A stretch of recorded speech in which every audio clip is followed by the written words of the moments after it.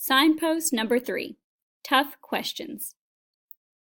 We all ask questions such as, what's for dinner? Or where are my shoes? Or do I really have to do my homework? All the time.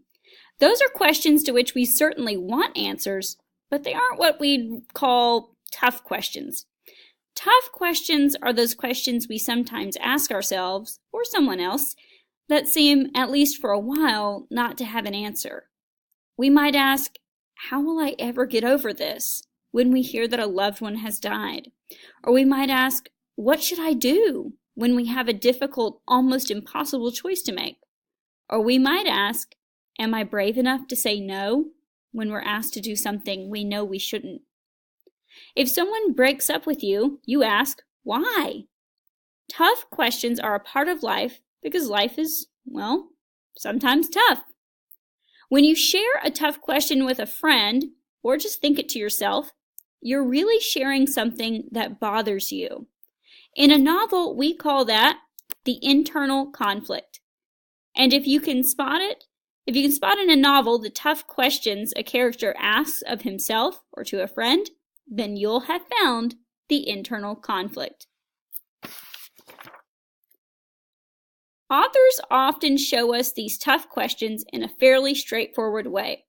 The main character either asks a trusted person or him or herself a question that obviously doesn't have an easy answer.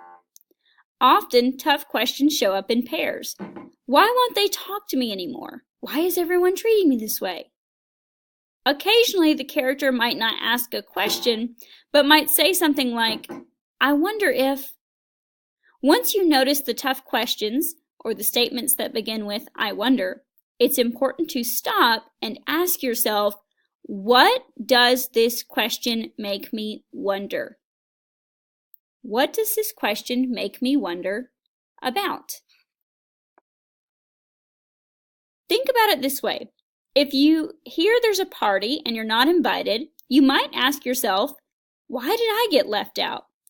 And from that question, you might wonder if you had done something to hurt someone's feelings, or if it's really with a group you don't know well, so no one figured you want to go.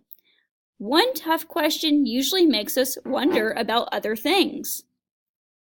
So let's review briefly. When authors want to show us the internal conflict, the deep problems that worry a character, they often let the character share that conflict by having him or her share some difficult questions. He might ask himself the questions, or he might ask a friend. And when we see a tough question, we should ask ourselves, what does this question make me wonder about? Let's take a look at how this works in the book A Long Walk to Water. This is a book about what happens to an 11-year-old who lives in Sudan during a time in which rebels are raiding villages. In a scene early in the novel, 11-year-old Salva has become separated from the rest of his family after rebels have attacked his small Sudanese village. And he's now alone and scared and running. Salva lowered his head and ran. He ran until he could not run anymore. Then he walked for hours until the sun was nearly gone from the sky. Other people were walking too. There were so many of them that they couldn't all be from the school village. They must have come from the whole area. As Salva walked, the same thoughts kept going through his head in rhythm with his steps. Where are we going? Where is my family? When will I see them again? Let's stop here because there are several tough questions. Where are we going? Where is my family? When will I see them again? For an 11-year-old boy, these are obviously painful questions. When an author shows me the difficult questions that a character is considering, I want to stop and think about those questions. They show me the conflicts, the problems that character is worried about. I want to ask myself, what do these questions make me wonder about? As I think about Salva's difficult questions and ask myself what they make me wonder about, I wonder if I could have survived without knowing where my family was or even if they were still alive.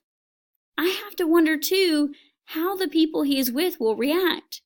They're in desperate circumstances, too, so I wonder if they'll help or if they'll just ignore this small child. They're trying to escape, too, and might see Salva as nothing more than another burden. They might just turn their backs on him. Most of all, I wonder what he's going to have to do to survive. Let's read on. We're skipping ahead in the story to a point where Salva, who has been on his own for a while, finds a small group of people who are trying to survive.